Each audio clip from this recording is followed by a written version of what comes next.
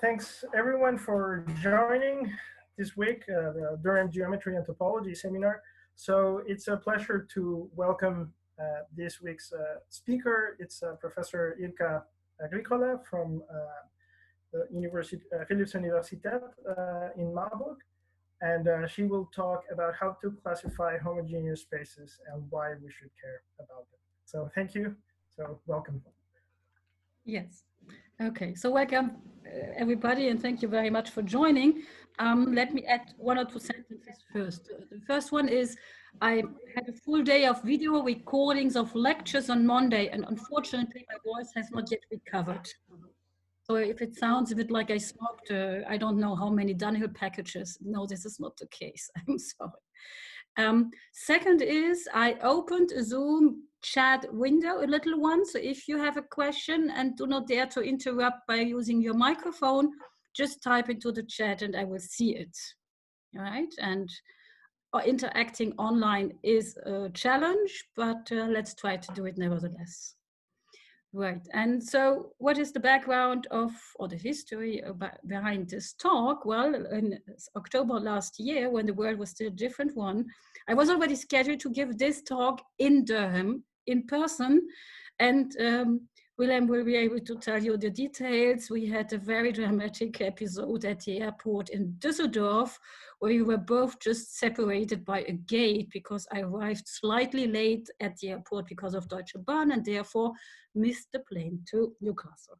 So we are doing these things now and no planes needed, no Deutsche Bahn interacting, and so things are working better. Okay, so let's get started. This is a colloquium style talk.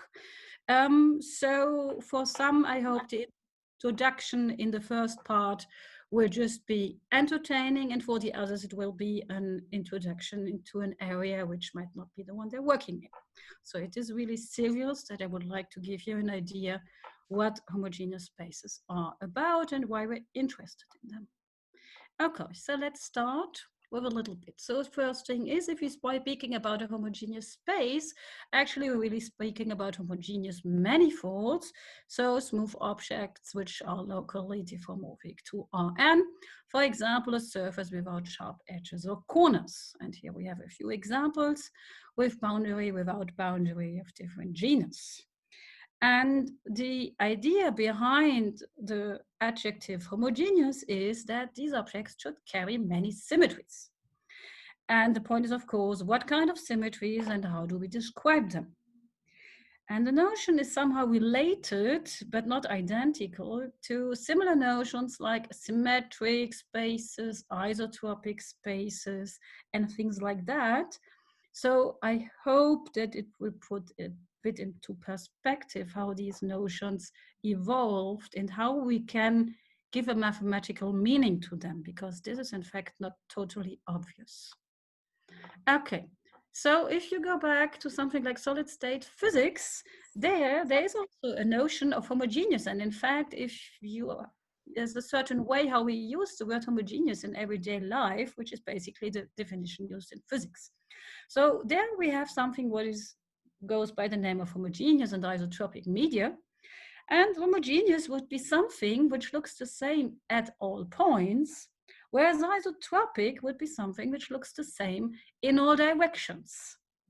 And if we use this not totally formal definition, then a medium which is isotropic would be homogeneous, but not the other way around.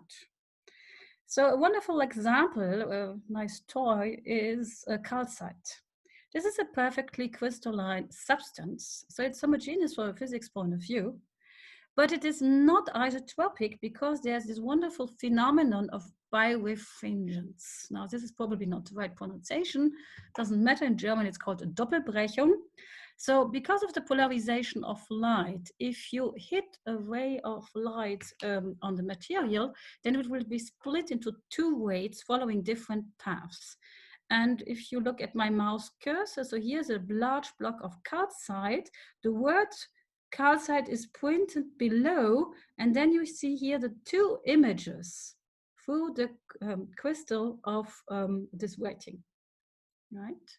So this is clearly something which will be difficult to describe in a mathematical matter just by using the normal notion of manifold. Because, so what is the problem? Well, first, here the things are dependent on the physical properties of light. Here, polarization, which is not easy to incorporate in mathematics. Then the notion of direction or line is not totally suitable for bounded objects. For example, if we're working with compact manifolds, so we need a replacement for that. A crucial disadvantage is that these notions require like an outside observer. So we are not speaking about intrinsic properties. And well, if one looks at how the optical properties of calcite are described mathematically, then this is done by a non-constant axis-dependent refractive index. So the question would be, what are good functions to look at on a manifold to capture these geometric properties and the symmetries? So therefore, one maybe depressive, not so nice consequence is that material properties are a bit too complex to be covered by a notion of space, but they give us at least some useful hints what to look at, and they explain also why these physical terms cannot be transferred directly into mathematics. The little cartoon I added below here illustrates, so this is from Anselme Lanturlu, these French science comics, and the point is, oops, nope. So you have like a fly or an ant on a sphere, and the whole formulation of intrinsic geometry is obviously how can the fly notice that she's living on a sphere, not on a plane, without leaving this manifold, right? So this is the question about how to know how to intrinsically describe the properties without an external observer. Okay, so this is this picture. Now let's dwell a little bit more on this relation between intrinsic and extrinsic symmetries. A curious fact is, if we think a little bit, that certain properties of objects requiring an external observer may actually depend on the embedding in space. Because, for example, if we embed a sphere compared to a pseudosphere, so here we have, these are two objects from our collection of mathematical models in Marburg. So in particular, I've been drawing triangles on them to illustrate that the sum of angles in a triangle can be larger or smaller than 180 degrees. Okay, but so if we look at them, clearly the amount of symmetry in these embeddings is different. The sphere has two rotational symmetries, whereas the pseudosphere only has one. It's a surface of revolution, right? But from an intrinsic geometry point of view, actually, this is not a difference. So therefore, I mean, how do we see that? For example, we both have constant scalar curvature. Obviously, we know this is a standard model for elliptic space, and this is a standard model for an hyperbolic plane.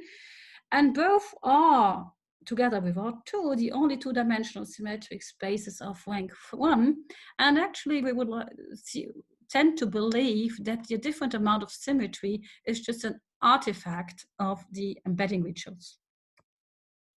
Okay, so embedding is not only an external observer, it's not always available, but even worse, it may hide or show symmetries which are not intrinsic. Now for some reason, yeah, here we are. Okay, now let's continue in this point of view. Now, if we go into physics again, namely cosmology, then an external observer is not always available. Our universe is, as a first approximation, isotropic and homogeneous in large scales, right? And different models of our universe are expanding, and they are expanding, but not expanding to something. They're expanding as an object, but they're not sitting in an outer object, right? And so cosmology will force us to develop an intrinsic notion of symmetry, of isotropy or homogeneity, without being able to be outside our universe to look inside what it looks like. Okay, so mathematical prerequisites. So what we are doing, we take our manifold, a point P in it, then the tangent space is just a copy of our n, if n is the dimension of the manifold. We assume that we have a Riemannian metric, which means just a positive definite scalar product in each tangent space of our object. And by having a scalar product, we have, of course, a notion of an angle between vectors. We have, because of the metric, a notion of geodesics, so a replacement for lines in the manifold. And we have a notion of isometry, because these are just going to be bijections within the manifold, preserving the scalar product, right? Where this is, of course, to be meant moving from one point to some image point elsewhere. Okay, and the mathematical definition of isotropy now goes as follows. So the idea is that we replace the notion of direction by a vector in tangent space.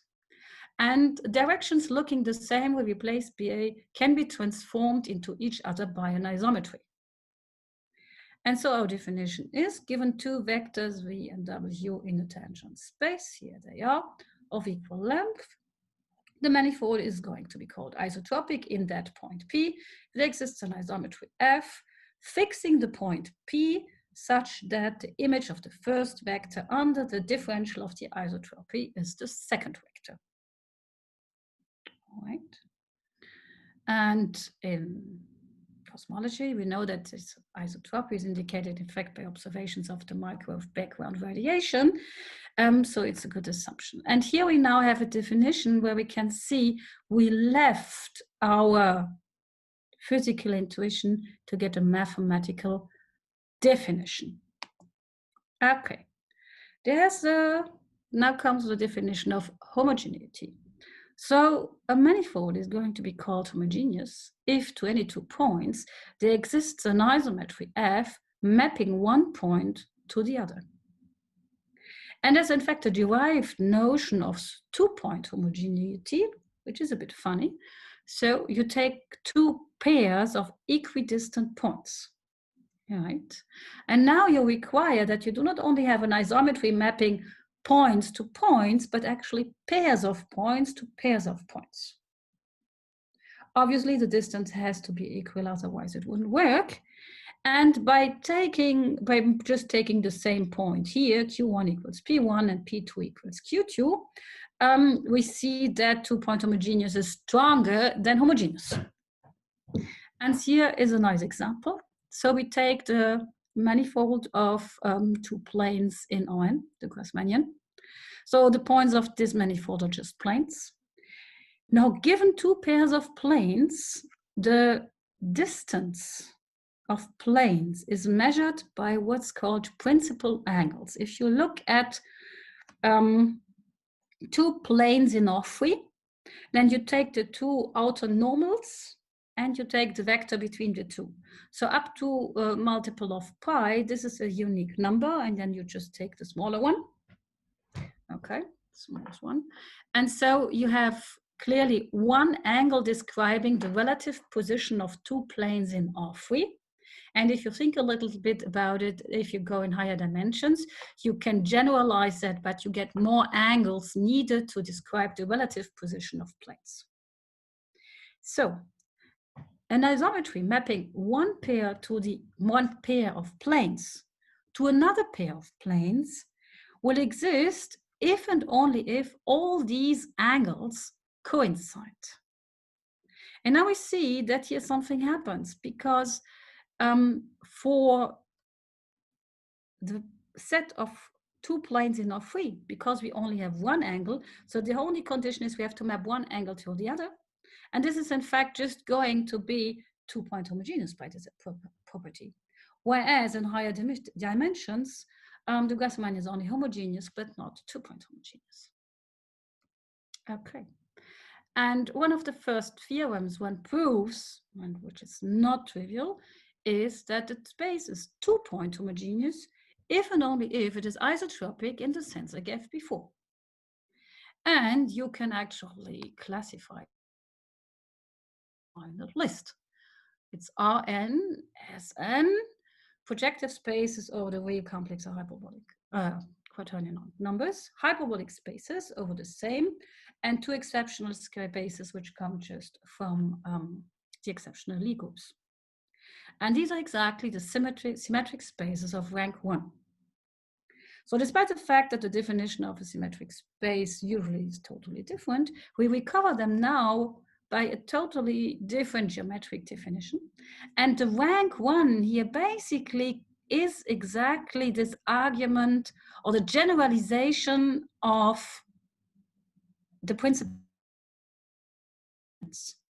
Namely, rank 1 means one number suffices to characterize whether pairs of points can be transformed into each other. So there's a very geometric concept of what this rank 1 means, whereas the usual definition is crucially technical. Élie Cartan, is one of his major achievements in the 20s, classified all symmetric spaces. So this is where we obtain these results. However, and that's now where things start to get complicated, it is not possible for many reasons to classify all homogeneous spaces in a similar manner.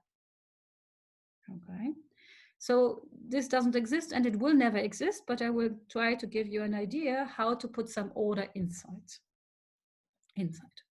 Okay, so the first thing we need is more structure norm objects. And in fact, we will need calculus, so a little bit of differential geometry.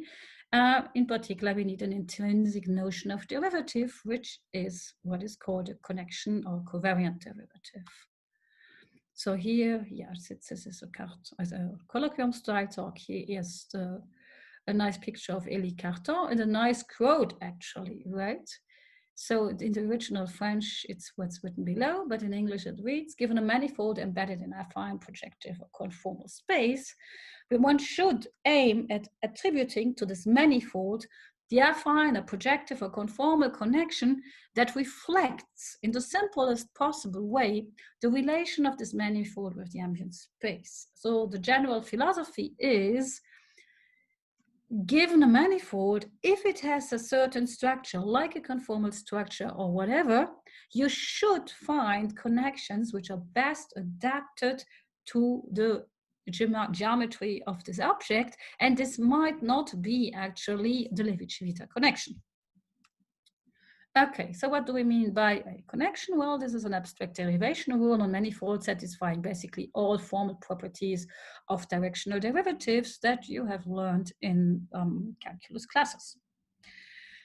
And the easiest example is to do the following. If our manifold happens to be embedded in higher dimensional space, then you can just take, you have a vector field, one vector field, take the derivative in the direction of another one, and do this just in the ambient Euclidean space.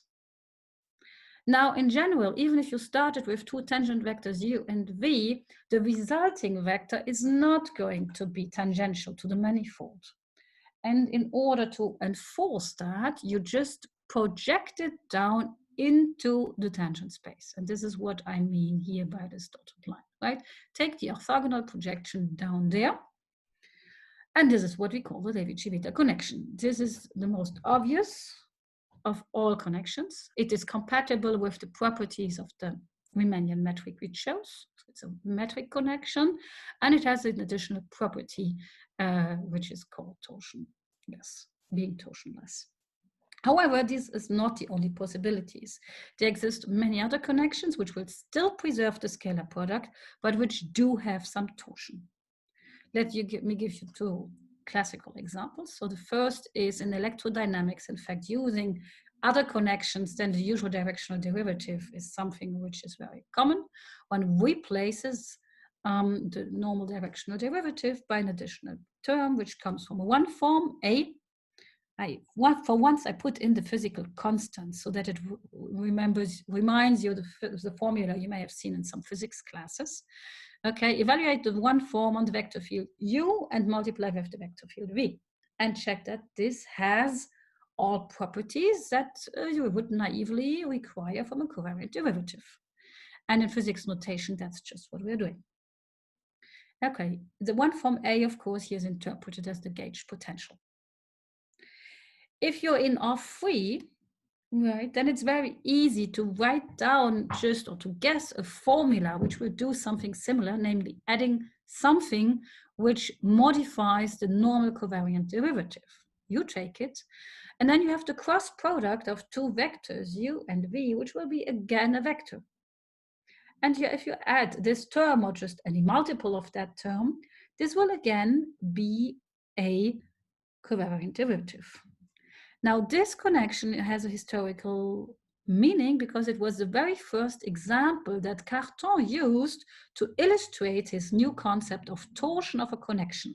His idea was basically that this term would add some kind of internal angular momentum to space and give some twist to geodesics and other things, and or to parallel transport, to be more precise.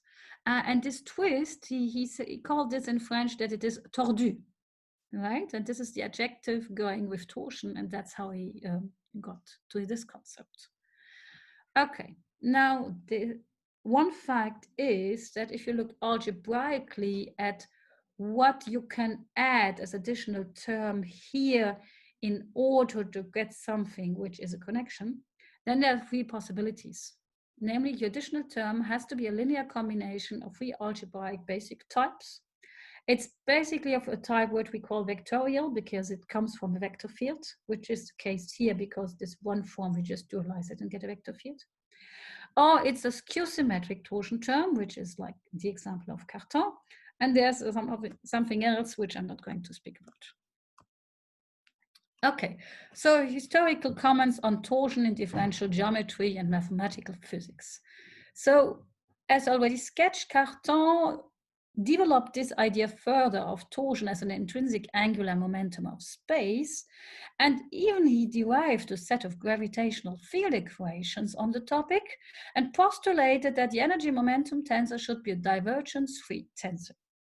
And this led to a set of differential equations which were nice, but just turned out to be extremely restrictive and were not of any relevance, and these theories basically were not pursued any further. But there was a revival in the 50s in what is called now Einstein-Cartan theory. Namely, one makes a variation not only of the scalar curvature, like a Hilbert functional, but also of an additional Lagrangian generating the energy momentum and the spin tensors. And then this allows any torsion in the connection, and the connection does not necessarily have to be metric. Einstein-Cartan theory is in fact pursued in our general relativity up to this day. The difficulty with this approach to general relativity in cosmology is, however, that it's very hard to imagine or to design physical experiments predicting or proving the existence of the torsion term. And since it has not been discovered so far, this is probably not the best way to describe the universe, but in any event, it's a possibility. And because torsion for connections has been present in Einstein-Cartan theory for a long time, and people and physicists in particular knew about it, then they took again the idea and incorporated, but with a different physical interpretation in modern superstring theories. So here, oops, sorry. So basically, whereas in classical Yang-Mills theory, the curvature describes the field strength, in higher dimensional superstring theories, the torsion describes higher order field strengths, which are modeled by certain differential equations, of course. In differential geometry, connections adapted to the geometry have turned out to be useful for many non-integrable concepts of geometries. For example, for studying Hermitian manifolds which are not Kähler, or contact manifolds where the Levi-Civita connection is just not adapted to the situation. G2 manifolds which do not have a parallel G2, quadrantonic Kähler, and so on. So for many objects, despite the fact that the inspiration came from physics, this has turned out to be extremely fruitful. So even, I'm a mathematician, at least by now, even so I started as a physicist, So we are developing some tools. They're wonderful for use in differential geometry. They have, in addition, applications to physics, but what I believe it shows very well is that torsion is an abstract concept of a connection, and the physical interpretation of this object has changed over time. Since Cartan to Einstein-Cartan and now to modern theories, what is physically meant by torsion varies. Okay, so the mathematical concept should be separated from its physical interpretation. Okay. Are there any questions so far, comments, or anything I can add? No. Okay, everything is totally quiet. So then I will just go on. Okay, so let's get a bit more technical. So we start with a Riemannian manifold and nabla metric connection. And for reference, I will always use the Levi-Civita connection and denote it by nabla upper G. The torsion of a connection is a 2-1 tensor. This tensor is usually defined as nabla xy minus nabla yx minus the commutator of the vector fields. Right? The first thing I do is I transform this into a free zero tensor using my scalar product. So Txyz is just a scalar product of Txy with a third vector field z. And as a matter of fact, a metric connection, not a general one, but a metric one, is uniquely determined by its torsion. And the Levi-Civita case then just corresponds to t equal to 0. Now, skew torsion. By skew torsion, I mean that this object should be skew symmetric with respect to all indices. It is certainly skew symmetric with respect to x and y by our definition above. If you interchange them, you pick up a minus sign. But here comes a property which depends clearly on the choice of metric. In general, this object will have no particular symmetry properties at all with respect to z. And I require now that it will be antisymmetric with respect to z. Right?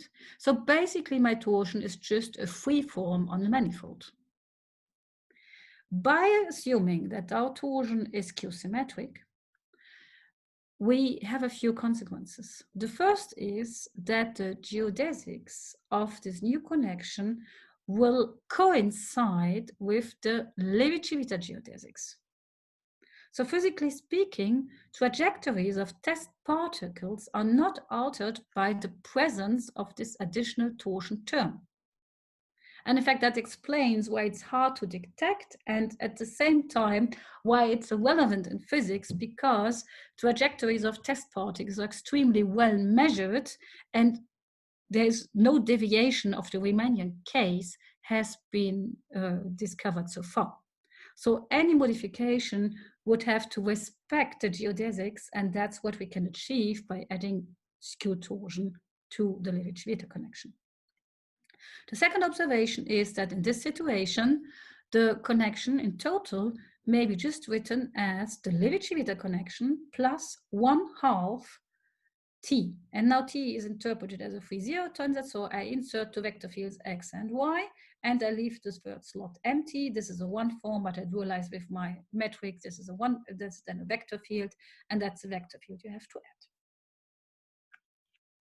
Okay, the 1/2 obviously just stems from the fact that torsion is always defined by this entity.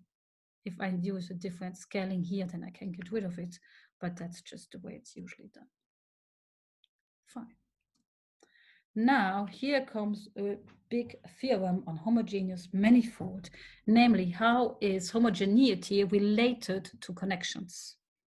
So the theorem states, given a complete Riemannian manifold equipped with a homogeneous structure, and by a homogeneous structure here, we mean a metric connection nabla with torsion T and curvature R, such that both the curvature and the torsion as tensors are parallel with respect to the connection, then this manifold is actually locally isometric to a Riemannian homogeneous space.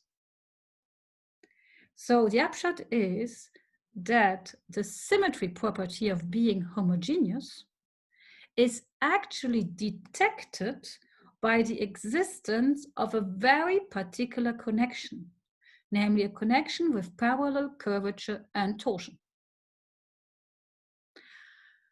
Symmetric spaces correspond to the case where the torsion vanishes.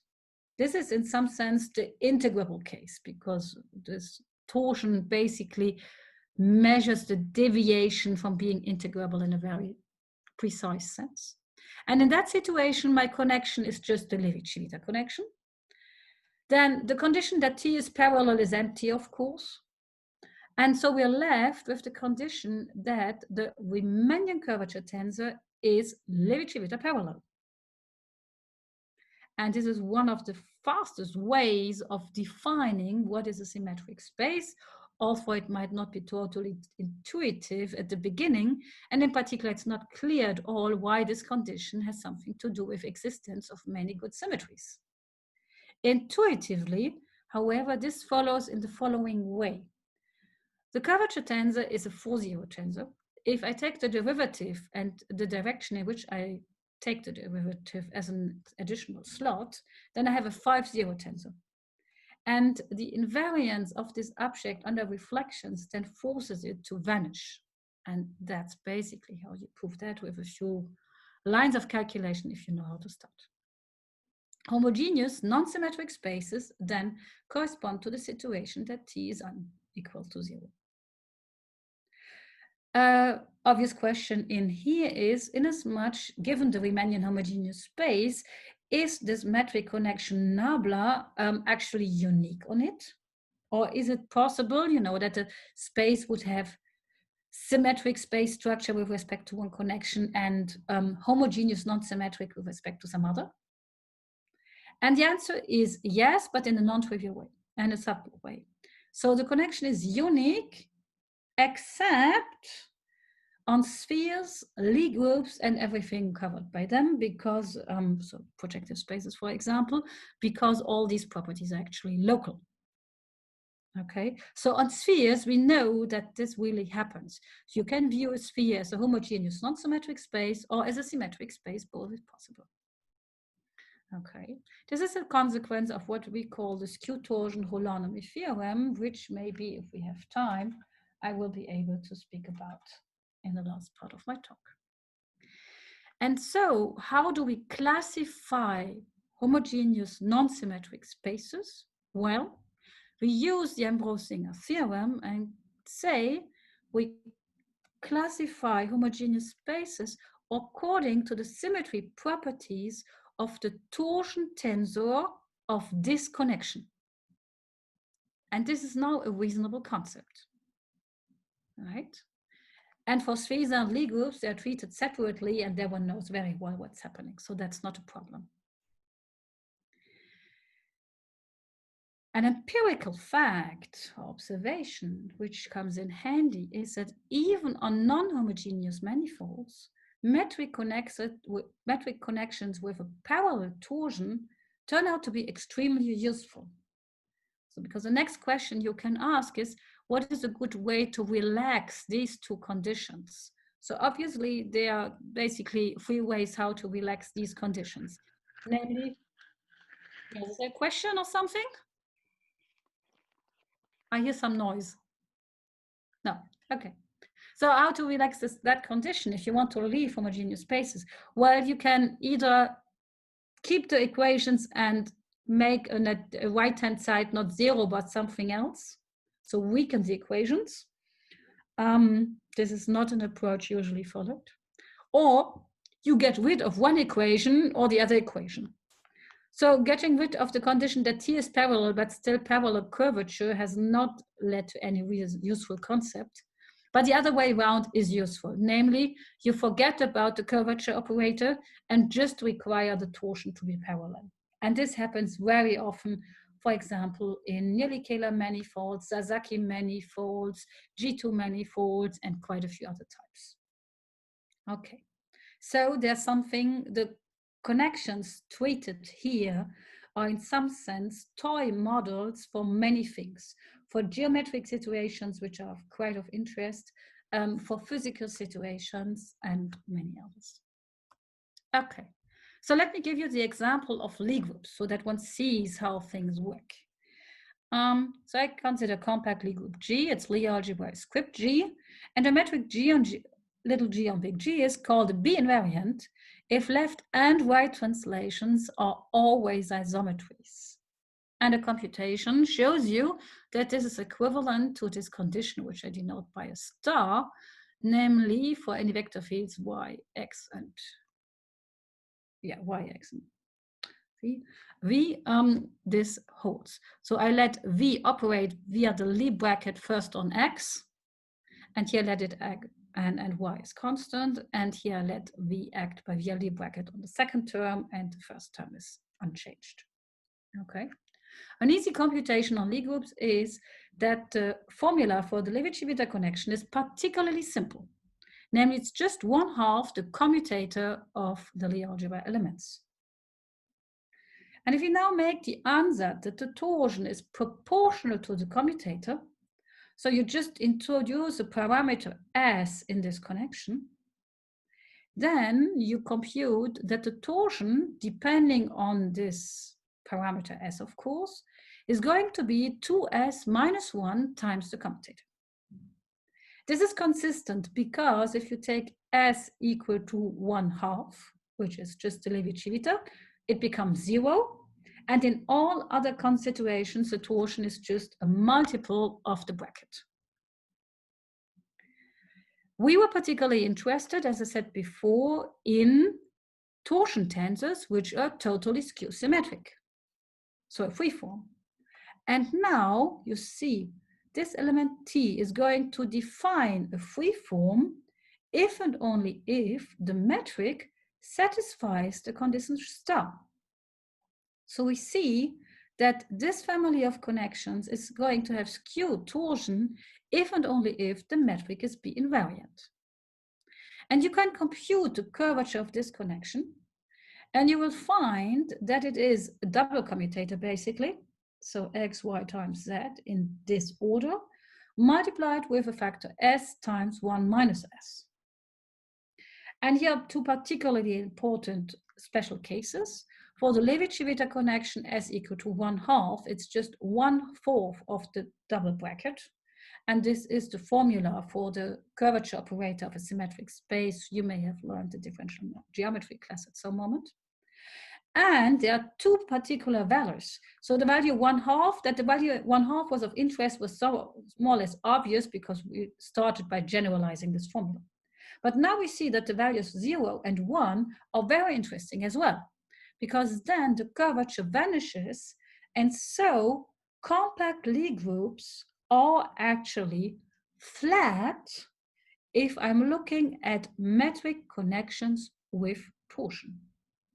And that this is a very particular property was already observed by Cartan and Chout in 1926, and these two flat connections are called the plus-minus connection. Okay, fine. So we have, in a sense, flat models just given by compact Lie groups with a B-invariant metric.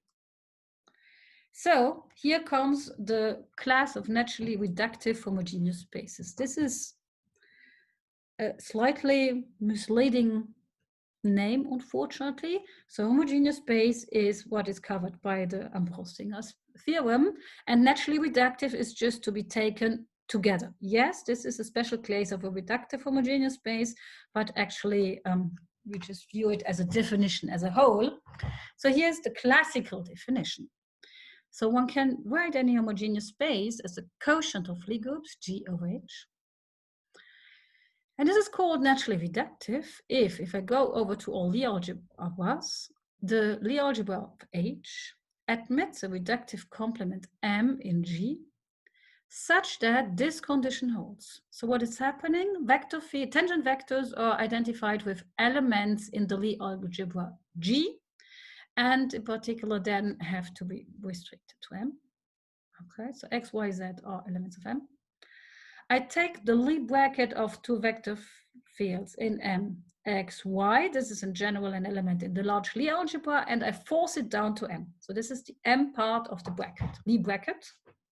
And then taking, the scalar product with Z, I would need to have this condition. And of course, it reminds us very much, except for the projection down to M of the condition of a B-invariant metric on the Lie group I gave before. So this is a nice property of the scalar product. And now, how to get the connection? Well, we have a principal fiber bundle sitting above all this, namely the submersion from G to G of H. And this induces a metric connection whose torsion is almost as before with the Lie group. So we have a bracket, project down to M, and take then the scalar product with Z. And if you do the computation right, you see you need to take minus sign here. And this is just the Ambrose-Singer connection. So with respect to that formula for torsion, the curvature and the torsion are going to be parallel. And now you will see how all this fits together. Because if G over H is a symmetric space, then a symmetric pair has, as you may know, the property that the bracket of M with M is totally included in H. But if that's the case, then all these projections of the bracket, X, Y, projected down to M are going to be 0. There is no projection to M if it's totally included in H. That means that the torsion T vanishes. And therefore, for a symmetric space, the Ambrose-Singer connection, the canonical connection, just coincides with the Levi-Civita. Furthermore, we see that the condition star, again, just means that that torsion T, as given here, is just a free form. So the modern definition, actually, a naturally reductive homogeneous space just corresponds to homogeneous space in the sense of the Ambrose-Singer theorem, where the Ambrose-Singer connection is one whose torsion is skew-symmetric. And by the old work of Cartan, we know that from just by looking at the algebraic properties of torsion tensors, this is one of the 3 basic cases. So classification of homogeneous spaces is by the algebraic properties of the torsion of this Ambrose-Singer connection. Okay, unfortunately, we cannot classify. Why not? Well, basically, the problem is, so this is very tightly linked to the invariant theory of free forms in Rn. But there is no general invariant theory for free forms under the action of the Lie group of SON, in the sense that it's not possible to give normal forms for the SON orbits. Because you don't have a finite number of orbits, you would have families of orbits to describe, and this just doesn't lead anywhere. So in order to get results, one can use the recent progress that have been made on the holonomy theory of metric connections with skew torsion, and in particular parallel skew torsion. We use torsion instead of curvature as the basic geometric quantity, which might be surprising at the beginning because we view curvature as something very fundamental, and of course it is, but torsion in some geometric situations is just as fundamental. Okay. And I will illustrate this by now telling you how we can use these things to classify naturally reductive homogeneous spaces in small dimensions. I will have some small comments and proofs and details in blue, and the applications of this classification are not part of the talk, but they exist. Right? And on the other sense, what I like about this topic is that it allows us to solve a problem which was not namely the problem classify homogeneous spaces by using a tool whose origin is actually not in the theory of homogeneous spaces. Connections with torsion exist in a much more general context after all. Okay, so as I had said before, a natural generalization of the class of naturally reductive homogeneous Riemannian manifolds is just to look at Riemannian manifolds with parallel skew torsion. Okay, and the parallels will be become obvious in what I'm saying. Now, whenever we have a free form, there's an important group associated with it. So let us introduce it right away, which is its stabilizer group. By the stabilizer, I mean the subgroup of all elements in GLN such that the torsion is invariant under this action. Okay. So here are some classical results on naturally reductive homogeneous spaces. The first observation is that all isotropic irreducible homogeneous manifolds are automatically naturally reductive. And these have been classified. Unfortunately, they exist, the dimension of an isotropic irreducible homogeneous space tends to grow rather quickly. As we had seen before, the plus-minus connections on a Lie group with a B-invariant metric are naturally reductive, and as we observed, they're flat. The first major progress was made by Dartry-Ziller in 1979, who constructed and classified under certain assumptions left-invariant, naturally reductive metrics on compact Lie groups. So by our example before, it's clear that compact Lie groups with B-invariant metrics are naturally reductive.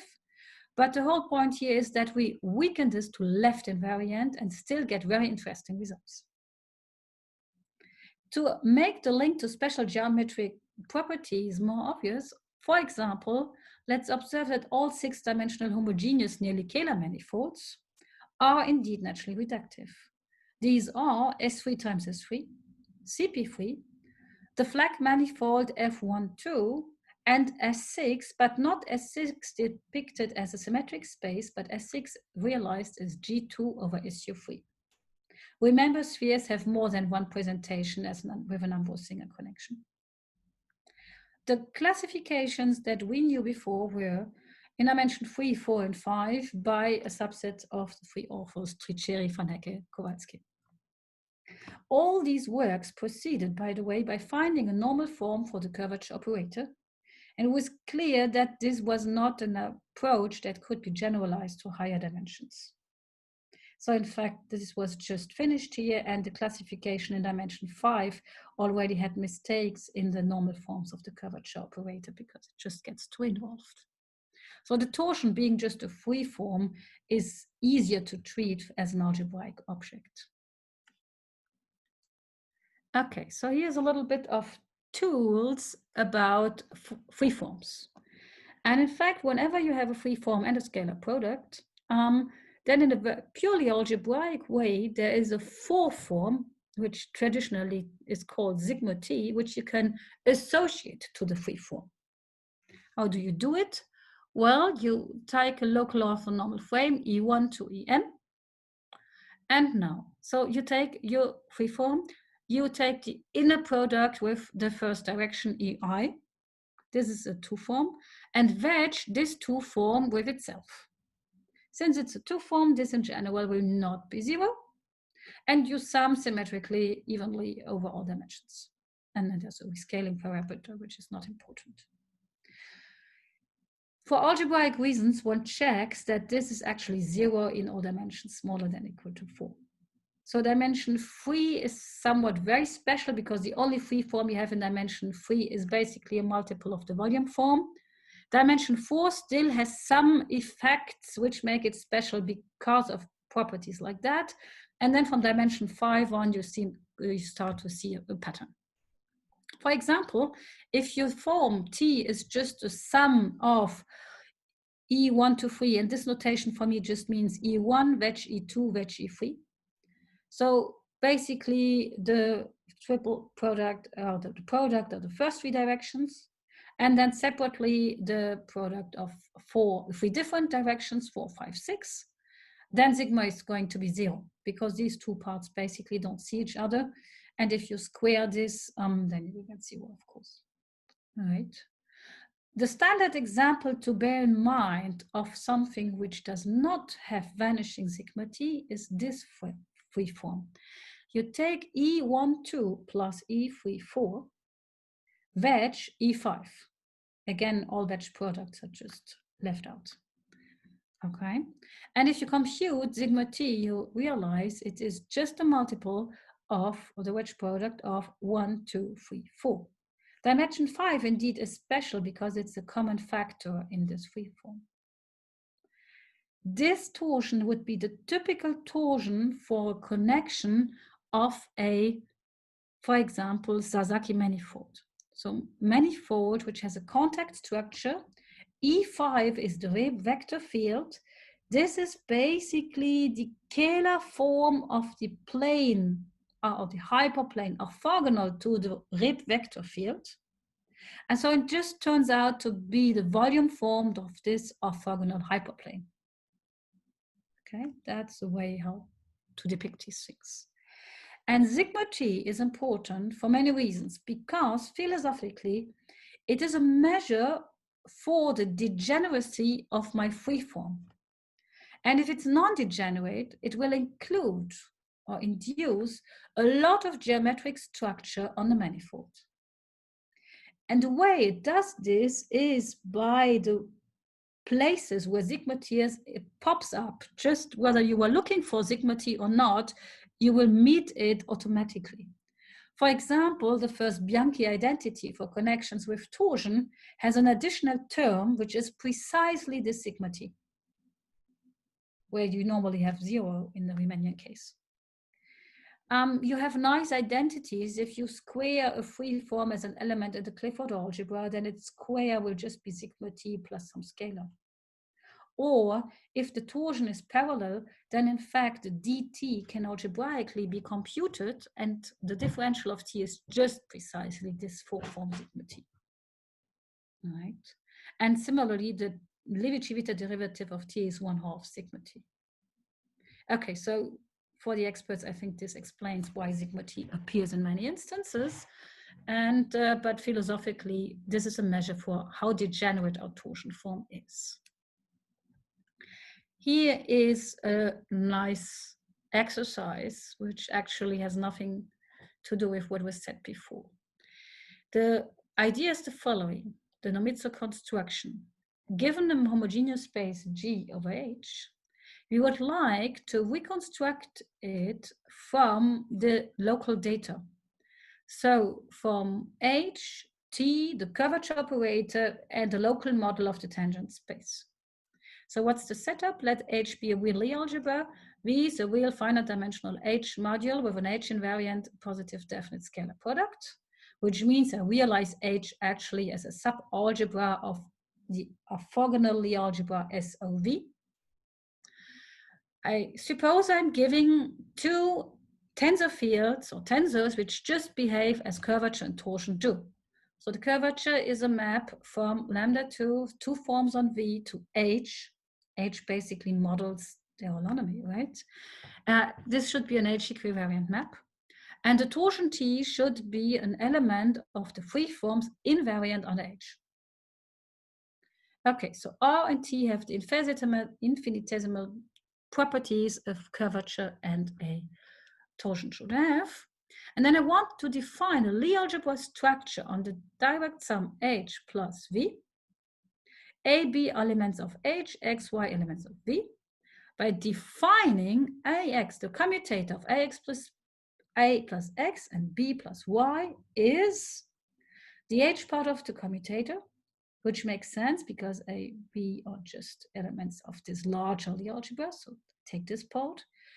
Then the curvature term, which lies in H automatically, so this is the H part. And in V, what do we have? Well, we have the action of A on Y, which is fine because V is an H module. Same here for B on X, and TXY, which is also fine because this is a freeform. So all this is in V.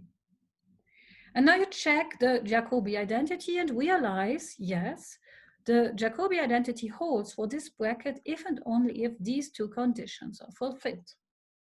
And this is just the first Bianchi condition, or first Bianchi equation, and this is basically the second Bianchi identity if you already know that curvature and torsion are parallel. Okay. So this is wonderful because it implements the Bianchi identities just via the Jacobi identity. And now what one does is to build local data and reconstruct the manifold using this Nomitsu construction. Okay, a few observations, namely, if a manifold satisfies that the torsion is parallel, then the curvature operator is automatically going to be a symmetric operator from two forms to two forms, as it is in the Riemannian case. So one place where one has to be a bit careful when dealing with connections with torsion is that some things one is used to from the Levi-Civita case are not true anymore. But here it is. So this is a symmetric operator. And so in order to get a homogeneous space, I need R to be symmetric, and I need to implement this by a condition. And now, if R from lambda to V to H is symmetric, the first Bianchi condition can be evaluated by a condition in the Clifford algebra. So C of V is my Clifford algebra. Okay, we call, sorry, I don't know why it jumps all the time. We call that we already had some identity between the square of it and sigma t. And then this condition t squared plus r has to be a scalar. Whereas in general, it's an element of the Clifford algebra. And the practical relevance of that condition is that it allows to evaluate the first Bianchi identity in one condition, and therefore it's good for implementation on a computer. So we use this many, many times in our classification work, because the classical way the Bianchi identity is phrased, you need to use all possible combinations of vector fields to test it. Whereas here we just compute this entity and that's it. Okay, so I will jump to my skew torsion theorem. Yes, I will try that. We know from differential geometry class the theorem by Berger about holonomy groups. If we allow torsion, then this theorem doesn't hold anymore, and we need a replacement for it. And one huge progress in the topic was what is now known to be this skew torsion holonomy theorem, which in the transitive version was proved by myself and Thomas Friedrich, and in general by Olmos Reggiani in 2012. So it's relatively recent. And this skew torsion holonomy theorem reads as follows. So given some free form T, we define an algebra GT. I will give you the formula here. So here's GT. You take the Lie algebra generated basically by all inner products of X with T. Okay. So GT, the corresponding Lie group. And therefore, X inner product T is just going to lie inside S of V. And if you look at the old Simon's theorem of Berger's holonomy theorem, then you may recall that this was done via holonomy systems. And picking up this idea, one defines a skew torsion holonomy system. And this is going to be said to be irreducible if this group GT acts irreducibly on V. It's transitive if it acts transitively on the unit sphere. And it's symmetric if T is GT invariant, which is just a local implementation that torsion is parallel. Now we call, what are the transitive sphere actions? Well, these are known since Montgomery-Samuelson 1943. Transitive group actions on units, on spheres, appear for SON, UN and SUN, SPN as well as SPN times SP1, G2, spin 7 or spin 9, and that's it. So transitive sphere actions is any transitive sphere action is one of this finite list. Okay, so that says what can happen here and what groups GT could be possible. Irreducible just means an irreducible representation, and symmetric transverse. And the skew torsion holonomy theorem says, if you have such a skew torsion holonomy system as above, then the following situations can happen. If it's transitive, so it corresponds to a transitive sphere action, then in fact it has to be SON. And all the other groups do not appear. or it's not transitive, but then it's automatically symmetric. And actually, V is a simple Lie algebra of rank at least 2. And the bracket is given by the torsion. And GT just acts on V by the adjunct representation. And up to a scalar multiple, T is unique. So this is a very strong, dual theorem, right? You start with irreducible, and then it's either transitive equal to SON, the generic case, or if it's not transitive, then it is symmetric. And this is used many times, for example, for proving the uniqueness of the Ambrose-Singer connection, but also for theorems like the following, where I try to convince you that sigma t measures the degeneracy. So if you start with an irreducible, complete, simply connected Riemannian manifold, parallel skew torsion T, but such that sigma T vanishes, and the dimension is at least 5, so that this is a non-empty condition, then in fact M is a simple compact Lie group with a B-invariant metric, or its dual non-compact symmetric space. Right, so theorems of that type exist.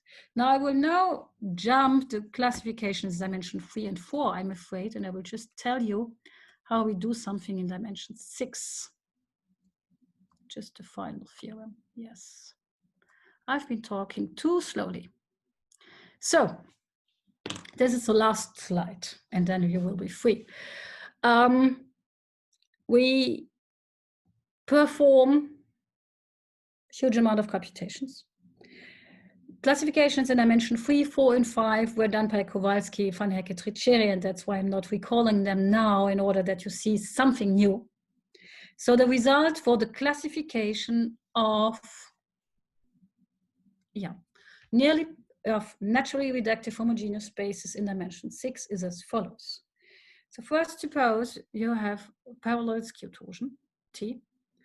Then I assume that the rank of star of sigma T, this is just a Hodge star dual, is large. And this is a technical condition so that it's not a product. Then this is either isometric to a nearly Kähler manifold. And if it's not, then it's one of the following Lie groups with a suitable family of left invariant metrics. It's a nilpotent Lie group with Lie algebra R3 times R3, and the commutator is given by that formula. It's a direct or a semi-direct product of S3 with R3, or it's a product S3 times S3. Or, as last possibility, it's the Lie group SL2C viewed as a 6-dimensional real manifold. The funny thing is that here you do not, obviously this is a complex manifold because it's a complex Lie group, but we actually can deform the complex structure so that it's not going to be integrable anymore. Okay. So the list of naturally reductive homogeneous spaces in dimension 6 is actually very short. I gave you the nearly Kähler homogeneous ones before, and besides these, it's any of them. The structure is indeed very interesting. In particular, this example SL2C was totally unexpected, right? But we do have a classification. And the outlook now for higher dimension is that we have by now an algorithm how to describe naturally reductive spaces from lower dimensional naturally reductive spaces. This was done by one of my PhD students, Rania Storm, in 2018 and 19. And for that, you have an algorithm for constructing all dimensions if you've classified the dimensions before. So this has been now been achieved for dimensions 7 and 8, and surprisingly, the lists are rather short. Okay, we'll stop here, and I thank you very much for your attention.